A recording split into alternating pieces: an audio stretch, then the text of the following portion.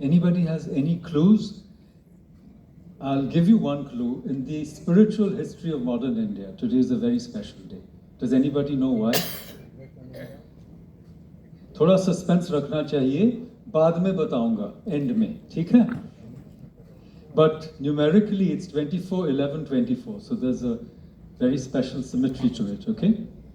I just want to say a few words in the beginning and then hand it over to my panel. We plan to have an opening round of about 7 minutes for each of the panelists, then a round of discussions around some topics of interest, I hope, and then Q&A. And in between, we want to show you a few clips. Is that all right? Yes. Yes. Thank you so much. Thank you. So, as all of you know, India is a land of stories. In fact, it is a treasure trove, a storehouse of stories. And we don't need Salman Rushdie to tell us this. In Haroon and the Sea of Stories, as you know, which comes from the, Katha Sarit Sagar, obviously, it's a translation, which in turn comes from Brihad Katha of Gunadhya, which is in a language nobody today knows, a language called Paishchachi.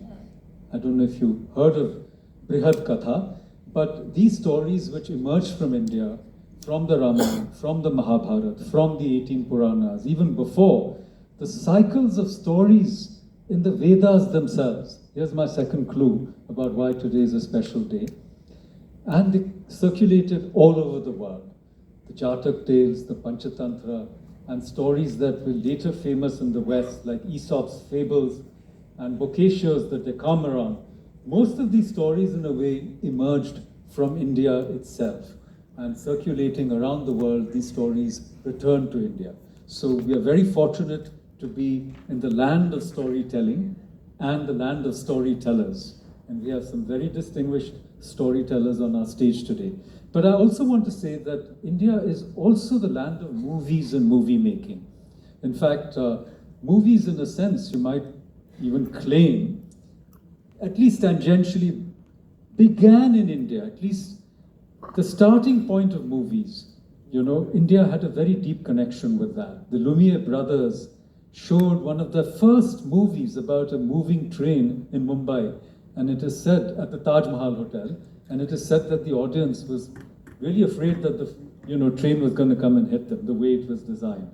And right from the times of Raja Harishchandra, this has been a great movie-making nation and culture. And now, if you add television and OTT, and look at the linguistic strength of India, not just the Hindi film industry, but the great film industries of the South, the 4 great languages of the South, plus Bengal, Maharashtra, Punjab, Odisha, Assam. If you put all of these together, I don't think there is any geography, cultural geography in the world, which has the kind of wealth of storytelling and the riches of India. So this is going to be our topic today, and later I might try to spice it up with 1 or 2 provocative questions. But I think we can begin in the order of seniority, which is also the reverse alphabetical order. And my colleague and friend, Dr. Sachidanad Joshi, who has been running the IGNCA, the Indira Gandhi National Center for the Arts in Delhi, for 9 years. He has recently done extraordinary work in actually doing the art inside the new Parliament building. He's also in the process of changing the interiors of the Rashtrapati Bhavan. These are only a couple of his great achievements. He's a poet in Hindi. He writes beautiful stories. His books are published. He's a thinker. He's an intellectual. I would say he's a cultural czar, if you like the word czar. With these words, sir, over to you. Thank you, Makrand, for such a beautiful and illustrious introduction. And I must thank the organizers for inviting me on this panel. As they say in the advertising field, the product which you think is not in a position to sell itself, you do a nice packaging to sell it. So you have done nice packaging for me, so thank you very much for that. Anyway, on the topic of storytelling and the narrative which we are trying to find out. As we all know, traditionally, we have been a compulsive storyteller. I should not speak it in front of Amish, of course, he is a master in that, but all our traditional texts are in form of stories or narrations. Either Shiv has told some story to Parvati ji, or Garud has told some story to Kakabhushundi, and that is how the story has progressed. Even all these stories in the Bhagavad, in the Mahabharata, in other texts, everything is being told. So we have been compulsive storytellers traditionally. Even in our households also, I don't know many youngsters I am seeing, and how many of you are really blessed or lucky enough to listen to the stories from your grandmother. I don't know. There are few hands I am seeing. Okay. From my mother. Yeah, from your mother, of course. But if we talk to the generation which is younger than you, the hands would be fewer. And definitely the trend is slowly going off, because now we have gadgets like mobiles and iPods and everything, so we don't get those kind of stories. And what these stories do is very interesting. It's not only the stories of great people or Ramayana or Mahabharata or other texts which are related, but there are some very interesting stories, very inspiring stories which are woven around you, and some very nice characters. They may not be very great characters, very popular characters, but they have something in them. And that substance also teaches you something, gives you something to think about, some inspiration. Maybe some student, some hardworking student who is not that well off, doing some work to earn his fees for the studies, and then he is doing something, or some lady working in your own house to sort of get the resources to give feast to her son, children. That is all, those are all interesting and inspiring stories. But unfortunately, because of the loss of the storytelling tradition in our own household, these stories are missing. And everyone is now looking for a very great narrative, very big narrative. So what these films are doing, interestingly, now recent trend is that these stories of common persons or general inspirational things, motivational things, picked up from the grassroots of the society, are being highlighted in the form of cinema, and people are getting inspired through that. One instance is that 12th pass or 12th fail, whichever is the film, that tells you a story which is very important. But normally in normal circumstances, I don't know how many of us would have known about that story. Or for instance, the story of Lapata ladies or other films. So that is the important work which I think now films are doing in form of the storytelling. I will also tell you another interesting part, which also deals with the narrative of the younger generation, because now in today's world, everyone is more of a creator, content creator, rather than consumer of the content. That is another issue that is very fast picking up. Only day before yesterday, we had a discussion in Aaj Tak, Sahitya Aaj Tak, where we were discussing about real life se real life tak. So I mean, all of us are getting converted into the real life, which is becoming problem. So we need to find out stories, and we need to find out inspirational stories, because whatever content we are putting on the cloud, on the web, is going to remain there for ages together. So we need to understand what kind of stories they are. I think with this initial end, if you kindly allow me, I'll only read one poem. It is in Hindi. I hope most of you would understand Hindi, and someone who doesn't know maybe can ask somebody who can translate this.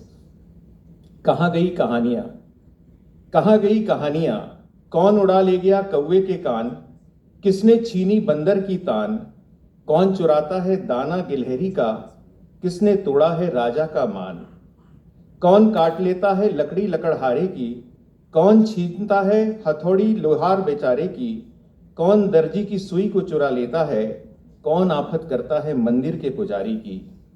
कहाँ गुम हो गए मोची नाई, कहाँ गुम हो गए चारों भाई, किसने छिपा लिया बुढ़िया को, कहाँ है गुम चालाक कसाई। बचपन के ये सारे साथी, सफेद घोड़ा मोटा हाथी, गर्जना जंगल के राजा की, मधुर स्वरों में कोयल गाती। गुम है सब कुछ तितर बितर है, सूखा जंगल उजड़ा घर है, आधुनिक यंत्रों के माया जाल में कहानियां हमारी गई किधर है, कहानियां हमारी गई किधर। वाह वाह, बहुत बढ़िया, बहुत खूब। तो सवाल ये है कि किसने चुराई हमारी कहानियाँ, और उसका सरल उत्तम होगा सोशल मीडिया। लेकिन हम आगे जाने के पहले एक सर की थोड़ी सी क्लिप हम देखेंगे, छोटी सी क्लिप। अभी उपलब्ध नहीं है, बाद में मिलेगी या मिलेगी ही नहीं, कोई चुरा के ले गया गिलहरी, जैसे सर ने कहा।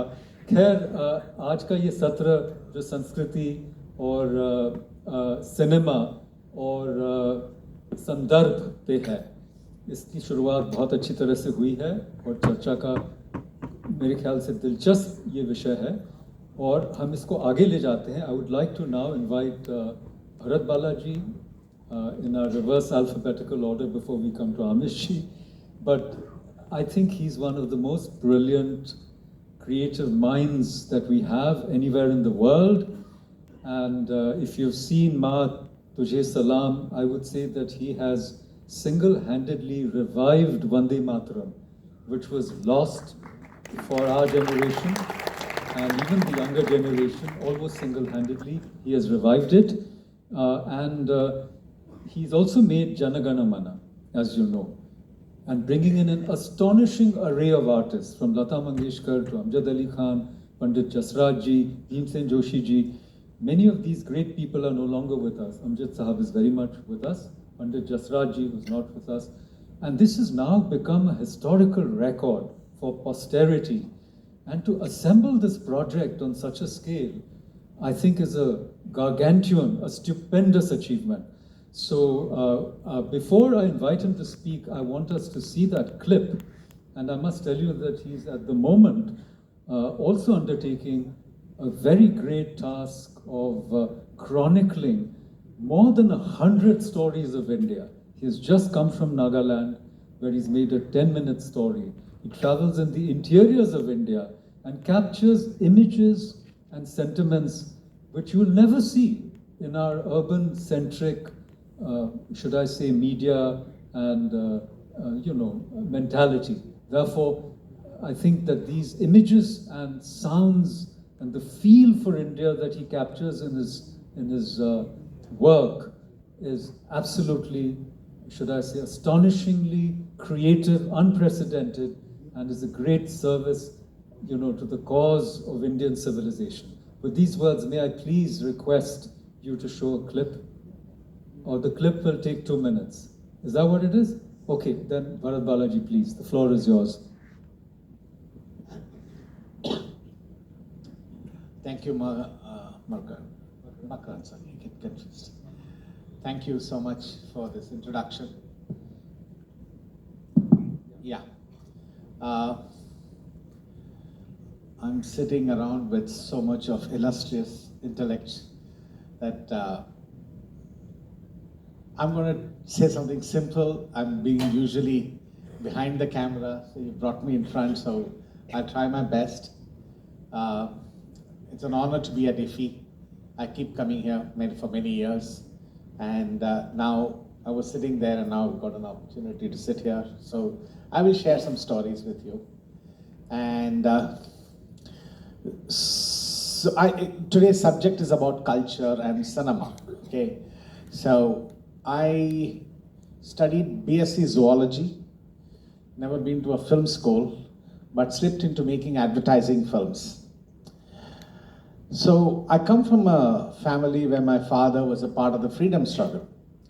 So in mid-90s, I was very successful in my advertising work. And when you're in advertising, your lifestyle is very different, okay? Even though I came from Madras, but the outlook and the whole way you look at things is super contemporary of that time. one fine day, and it was for that generation of youngsters of the mid 90s and late 90s, anything about India was not cool. It was a generation of Levi's, MTV, everything coming fresh, Pepsi. So, you know, this whole American invasion, Western invasion was happening in young minds. And I had a frustrated, disturbed Gandhian at home, my father. And so one day he sat me down and he said, in advertising, you create an idea, a creative idea, or an emotion for a product. And then the audience buys into that emotion and it becomes successful. Can you create a new emotion for India?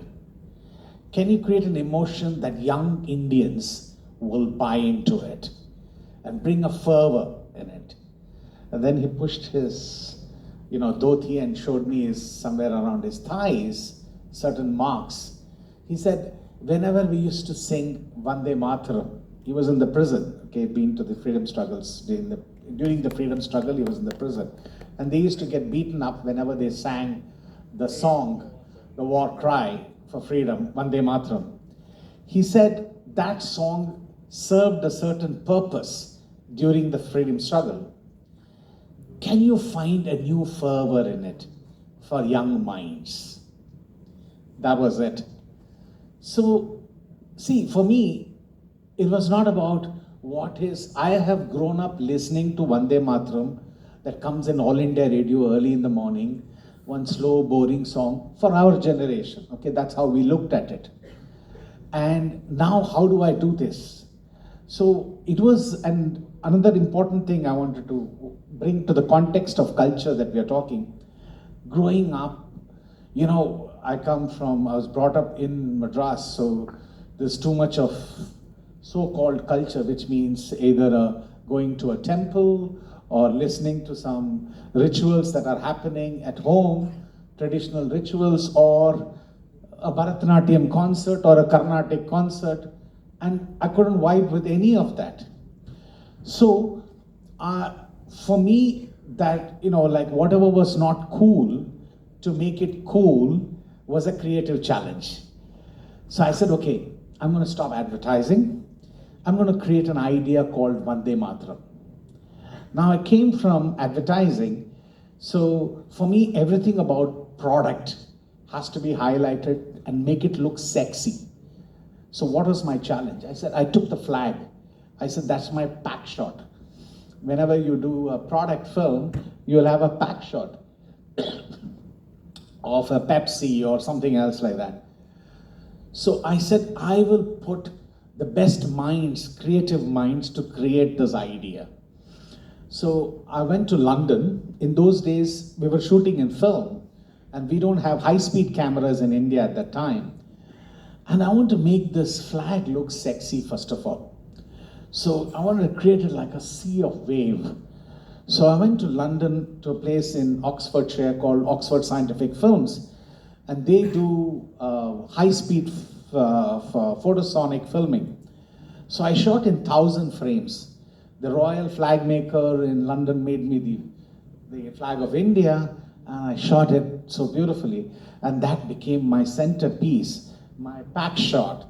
And then I went to my friend, childhood schoolmate, and we've grown up together. Yeah, so my buddy Rahman. And I said, boss, you're very successful making feature film songs. By the way, before he did Roja, he has done 100-odd commercials for me, TV commercials. And so I said, you're doing film songs. You never made an album. You're an artist. You need an album. You'll be recognized not by Tal, Dod, this and that, but as an artist, you need your own album. And I said, Vande Mataram is your first album. And that's how I brought him into Vande Mataram, and this whole creation of Matuje Salam happened. But the most important thing is, when you do an idea, like, this is for India, so there's no client, who's paying for it, all that, it was self-funded. So I said, what budget? Nothing. So I said, let's go and find the best talents, best sound, best visuals, best creative minds, cinematographer, editor, jo bhi ho. So I put all of that, whatever I will put to make a best TV commercial, I said I'll put it in Vande Mataram. So then those days we were all looking at the sound of Michael Jackson, you know, that was the most happening sound. So I remember the final mix in London we did with Rahman. So before listening to the final output of the song, I said, AR, let's just play a Michael Jackson in the same setup and see how it sounds. So we played All I Want to Say Is They Don't Really Care About Us. That song I played to the right level in the studio in London, stopped it, let's play Matujhe Salam. It kicked exactly like that. That moment we knew we have something with us. And most importantly, I still recall when I told AR, we're doing it now. 25 years later, it'll be a new generation. It'll not know what circumstances we have made. This sound should rock at that time also. Even music might have changed. Look at Michael Jackson. Today's generation would never have seen Michael Jackson, but they still love that song. So I'm so thrilled that the effort we put in Matujhe Salam, that album, that it still kicks in. And the same thing I applied for visuals. So for example, in those days, for making any best commercial, I'll go and get a new cinematographer from London. So most importantly, I wanted to bring somebody who has never seen India, and I will take him to all the landscapes of India and show people as they are. There is no makeup, there is no choreography, there is nothing. But real people in real locations, frame it interestingly, bring out the beauty and the emotion of them, capture it. And that's what we did. So every time I put myself a test to say that it has to be the real emotion, and then only it will work. And that's what works. So, you know, moving forward, so for me, it's all about, even take, for example, you had mentioned about Jana Gana Mana. Okay, later after doing Vande Mataram, we just discovered that we went to Rhythm House in Mumbai to say if we can find a nice soundtrack of Jana Gana Mana, and it was not available. It was some boring track. So we decided, hey man, India is a country of a rich repository of classical, Hindustani, Carnatic, folk music, and so much of Indian instruments are there. So I said, hey, let's go and record 50 renditions of the national anthem.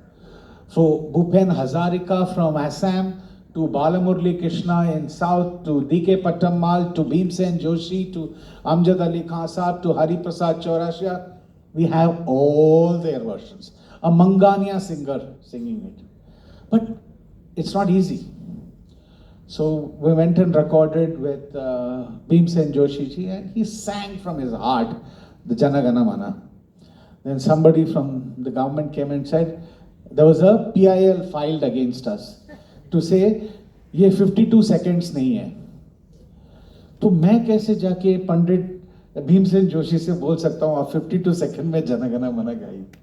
So the government of the day, that was Vajpayee ji's government and Advani ji, changed the law and released this album in the Central Hall of Parliament and said this rendition is also national.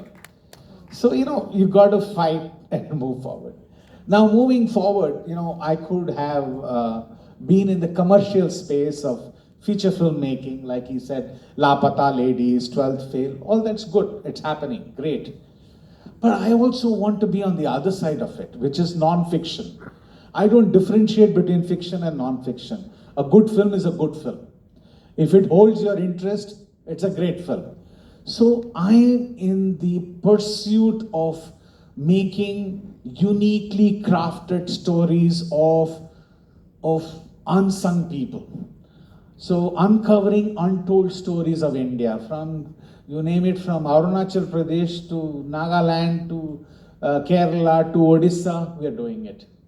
So what's the idea? So again, we've been told that we are rich with culture. Today, nobody wants to read. Youngsters, I'm saying average people. How do I influence them about India? It has to have a sensory engagement. They need to feel visually. They need to hear it. And then I have to produce it in a way which I want to beat the hell out of mainstream films. They see Hollywood films. If you put it on YouTube, my trailer should be as comparable with any other film. So I'll say it should be the most well-crafted cinema. So we put all that effort in making 10-minute films. So we're making, he said about 100 films. We're making 1,000 films on India.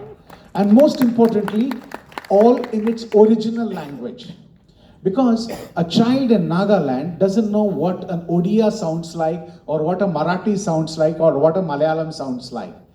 We talk about diversity. Unless we present the diversity in its originality, how do you feel this country? So we are on a path, and not that I'm just doing it by myself. Let me make it very clear. I'm very, finicky about the way it's come together, because I want to set the standard so high, okay? So I have now chun ke from Assam to Kerala tak. We have found cinematographers, editors, directors, writers, researchers. So we've got about 55 odd people. So I choose them and I go with them and we make these films. So please check out Virtual Bharat. I'm not going to go empty-handed out of this conversation. I want all of you to subscribe on YouTube. Kali hath mat bhejiyo mere ko. Okay? I'm doing to bring the stories to you. You need to engage with the stories. You need to talk about the stories and feel that it is your story. And then only we can create this large cultural movement in India of celebrating diversity, understanding diversity. Maybe we missed several generations about telling the stories of India. But today, technology and tools allows us to tell it not just to us, but to the entire world. So here's an opportunity. Let's use cinema for this purpose too. Thank you. Thank you. That was very inspiring, fantastic. You've lived up to your name, Bharat Bala, the son of India, as his dad named him. And he's created Virtual Bharat. I said 100 films because 100 are already done. 110 are done, but 1,000 are in the pipeline. And in the process, he has created a talent bank. And I guess if some of you want to volunteer or join in, and maybe it's not just volunteer, maybe there's some money also involved. The most important thing when it comes to money is it's all... Each talent is very well paid. There you go. Better than the industry, because I don't want them to think that this is some social service they are doing. This is art. We need to respect them for the editor, the music composer. So we pay the very best, better than, because I'll tell you, filmy people are conjuice. Filmy people don't pay. They keep the money for only the top 3 people. Baki sabko kuch nahi milta. Here we'll give them respect, they are well credited, and they will be celebrated for what they do. And their community will celebrate them more for telling these stories. That's wonderful. I just wanted to say he's not funded by the government or by any of the funding agencies in the Middle East. I'm not going to talk about that. Or by anybody else. It's all created through the enthusiasm of the filmmaker himself. Now, they say that a picture is worth 1,000 words. Can we please have a clip? Thank you, sir. Thank you.